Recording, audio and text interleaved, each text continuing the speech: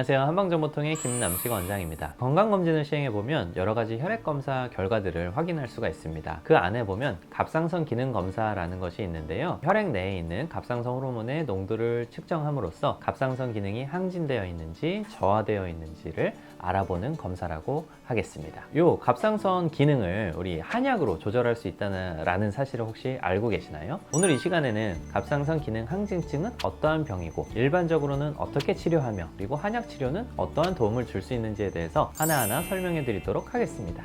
자, 일단 갑상선이 어디에 위치하고 있는지에 대해서 먼저 보겠습니다. 우리 목젖이라고 하죠. 우리 목젖이라고 부르는 요게 바로 갑상연골이라고 부르는 거거든요. 갑상연골의 하부에 마치 나비 모양을 하고 있기 때문에 마치 나비 넥타이를 맨 것 같이 생겨 있는 것이 바로 갑상선, 갑상샘이라고 부릅니다. 여기서는 당연히 갑상선 호르몬을 분비하는 역할을 하거든요. 갑상선 호르몬은 우리 몸에 에너지를 공급해주는 역할을 주로 수행하기 때문에 이 갑상선은 우리 몸의 보일러다 이렇게 부르기도 합니다.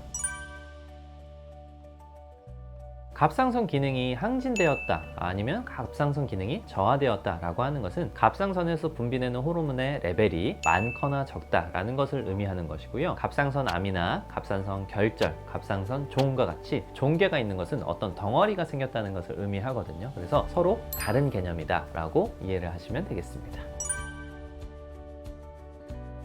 그래서 갑상선 기능 항진증은 왜 발생하냐고 하냐면 자가 면역 질환 때문에 그렇습니다. 인체에 있는 여러 가지 기관들은 내 몸으로 인식을 하기 때문에 그 기관을 공격하면 안 되거든요. 갑상선을 외부에 있는 물질로 인식을 함으로써 몸에 있는 면역세포가 갑상선을 공격하는 물질들을 계속 만들어내는 거예요. 그렇게 돼서 갑상선을 공격하게 되면 갑상선이 화가 나게 됩니다. 그렇게 되면 호르몬의 분비가 훨씬 더 많아지게 됩니다. 그러면 바로 갑상선 기능 항진증이 되는 것이고요. 반대로 갑상선을 많이 공격해가지고 갑상선이 지쳐서 힘들어지는 경우도 있어요. 그렇게 되면 호르몬의 분비가 적어지기 때문에 그때는 갑상선 기능 저하증이 만들어지게 됩니다. 자, 그래서 갑상선 기능이 항진되게 되면 어떤 증상들이 발생하냐면요. 갑상선이 바로 우리 몸의 보일러라고 했잖아요. 우리 몸을 자꾸 때워주는, 그러니까 불을 때워주는 그런 증상들이 발생을 하게 됩니다. 몸에는 열감이 많이 발생하게 되고요. 그리고 가슴이 두근두근거리는 증상이 발생을 하게 됩니다. 땀을 자주 흘리게도 되고 그리고 장 운동이 굉장히 활발해짐으로써 그렇게 되면서 우리 체중은 오히려 더 많이 빠져지게 되고 그리고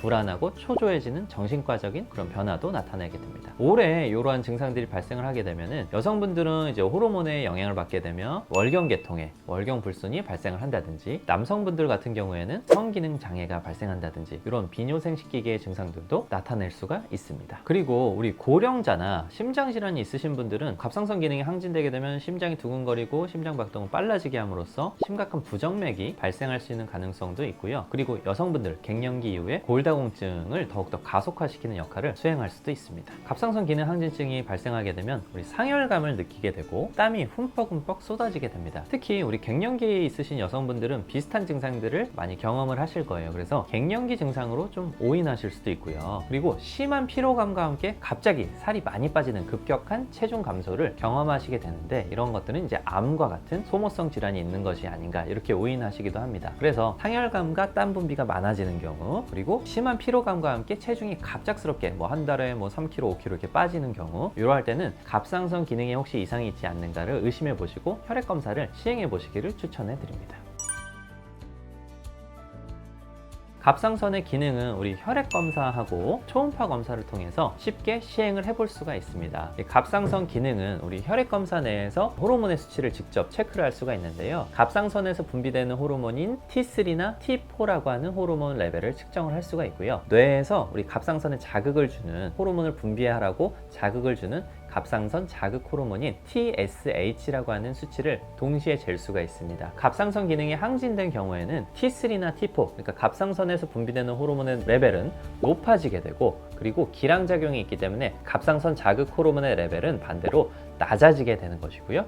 그리고 갑상선 기능이 저하된 경우에는 그 반대가 되는 상황이 나타나게 됩니다. 그래서 혈액 검사를 통해서 갑상선 기능을 쉽게 체크를 할 수가 있고요. 갑상선에 무슨 암이나 결절이 있거나 아니면 갑상선이 커지는 갑상선 비대증 이러한 것들은 초음파를 통해 가지고 쉽게 또 알아볼 수가 있거든요.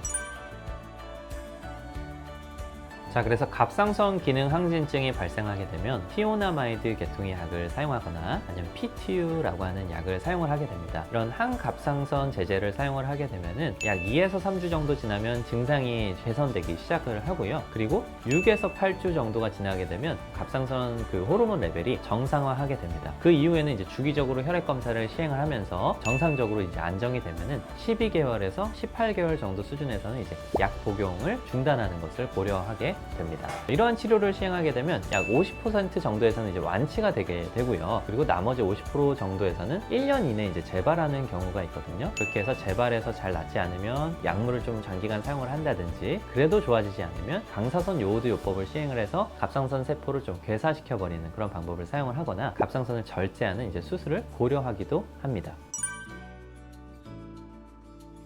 항갑상선 제제를 사용을 하게 되면요, 1000명 중에 1명에서 5명 정도 꼴, 굉장히 드문 그 확률이긴 하지만 백혈구가 감소하거나 아니면 무과립구증이라고 하는 어쨌든 백혈구 계통에 문제가 발생하는 경우가 있습니다. 또한 우리 간 손상에 대한 이슈도 있어요. 그래서 간에 문제가 있으신 분들은 간세포가 손상되거나 아니면 간염이 발생할 수 있는 확률이 높아지기 때문에 좀 주의를 하셔야 됩니다. 그리고 우리 가임기 여성분들 같은 경우에는 갑상선 제제를 복용을 했을 때 태아한테 기형 발생의 발생률을 높일 수 있는 그런 원인이 되기도 하기 때문에 더욱더 주의해서 약 복용을 시행하셔야 되겠습니다.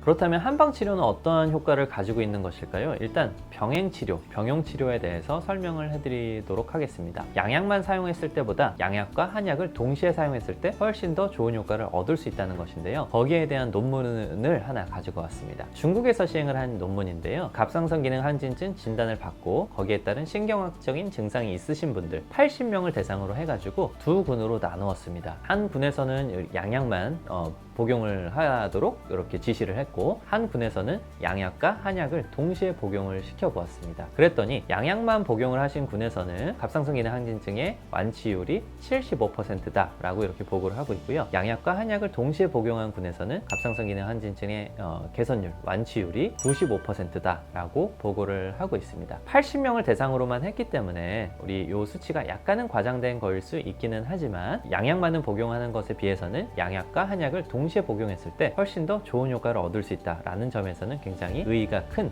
그런 연구라고 하겠고요. 한약과 양약을 동시에 복용한 군에서 그러면 왜 양약만 복용한 군보다 효과가 더 좋았는지에 대해서 혈액 검사를 통해서 과학적으로 분석을 시행을 해보았는데요. 우리 몸에는 이제 면역 물질들이 있어요. 그 이제 대표적인 게 인터루킨 2, 인터루킨 8, 인터루킨 17이라고 하는 물질들이 있는데, 그런 것들이 이제 면역 세포들이 갑상선을 공격을 하게 되면은 거기에서 염증 반응이 나타나면서 갑상선 기능이 항진되는 거거든요. 한약과 양약을 동시에 복용한 군에서는 이 면역 물질들의 레벨이 훨씬 더 정상화되었다라고 보고를 하고 있습니다. 따라서 면역 세포들의 활동성을 정상화시켜주는, 그러니까 쉽게 생각해서 면역력을 개선시켜주는 효과를 가짐으로써 갑상선 기능 항진증을 조절해주는 효과를 나타내었다라고 그렇게 보고를 하고 있습니다. 그렇다면 우리 한약만 단독으로 사용한 경우는 어떠할까요? 거기에 대한 연구 결과도 하나를 가지고 왔습니다. 갑상선 기능 항진증이 진단된 29세 여성이 계십니다. 29세 여성이 항갑상선 제제, 그러니까 갑상선 호르몬 약을 먹고 증상을 개선시켜 주었는데 그 이후에 재발을 하게 된 거예요. 안타깝게도. 그래서 이번에는 이제 한의원에 내원을 하셔가지고 갑상선 호르몬 약을 먹지 않고 한약으로만 치료를 한 경우입니다. 그래프를 보시면 한약으로 단독으로 치료를 했음에도 불구하고 갑상선 호르몬의 수치가 점점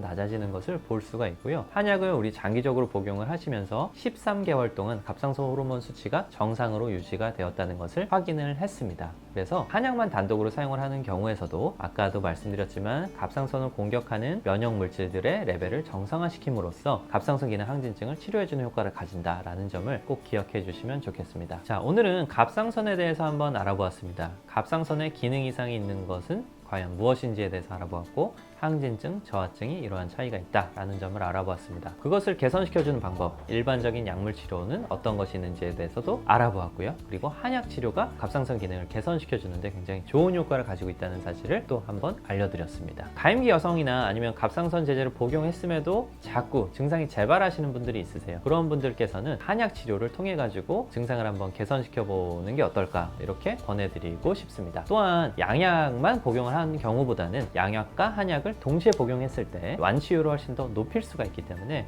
갑상선 기능 항진증 때문에 약을 복용하시는 분들도 한약 치료를 동시에 해보시면 어떨까라는 점도 꼭 권해드리고 싶습니다. 자, 지금까지 한방정보통의 김남식 원장이었습니다. 시청해주신 여러분 너무 감사드립니다. 감사합니다.